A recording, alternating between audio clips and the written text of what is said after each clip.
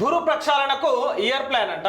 తప్పులు రిపీట్ కాకుండా జాగ్రత్తలు, నిశిత పరిశీలన తర్వాత అమలు, ముందు ధరణి పోర్టల్కు చికిత్స, కొత్త RORD యాక్ట్ రూపకల్పన, మళ్ళీ రెవెన్యూ కోర్టుల పునరుద్ధరణ, మండల డివిజన్ స్థాయిలోని సమస్యలు పరిష్కరించేలా వ్యవస్థలు ఏర్పాటు చేయనున్నారు. అప్పీల్ వ్యవస్థ ఏర్పాటుకు ప్లాన్, రెవెన్యూ కోడ్కు రూట్ మ్యాప్, చట్టం రూపొందించే బాధ్యత నిపుణులకు, త్వరలోనే ప్రభుత్వం వద్దకు డ్రాఫ్ట్. అయితే ధరణి ఇదంతా ఏం లేదు ముచ్చట, ధరణికి సంబంధించినటువంటి విషయంలో ఉన్నటువంటి తప్పిదాలు, ధరణి వల్ల ఇబ్బందులు పడ్డటువంటి యొక్క రైతులకు కానీ, భూ యజమానులకు కానీ, నిరుపేదలకు కానీ కొన్ని సవరణలు చేపట్టి ఎలాంటి సమస్య ఉన్నా కూడా క్షణాల్లో ఒక 2-3 రోజుల్లో ఆ సమస్యను తీర్చేటువంటి దిశగా వీళ్ళు చర్యలు తీసుకోబోతున్నారు.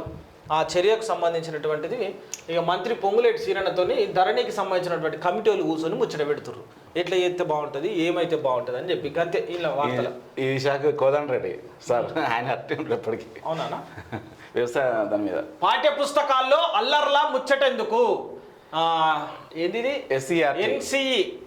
ఎన్సిఈఆర్టీ డైరెక్టర్ దినేష్ ప్రసాద్ సక్లాని 12వ తరగతి పొలిటికల్ సైన్స్ బుక్ లో బాబ్రీ మసీదుకు బదులు మరో పదం, అయోధ్య చాప్టర్ 4 నుంచి 2 పేజీలకు కుదింపు. పుస్తకాలకు పుస్తకాలకు సంబంధించినటువంటి విషయం.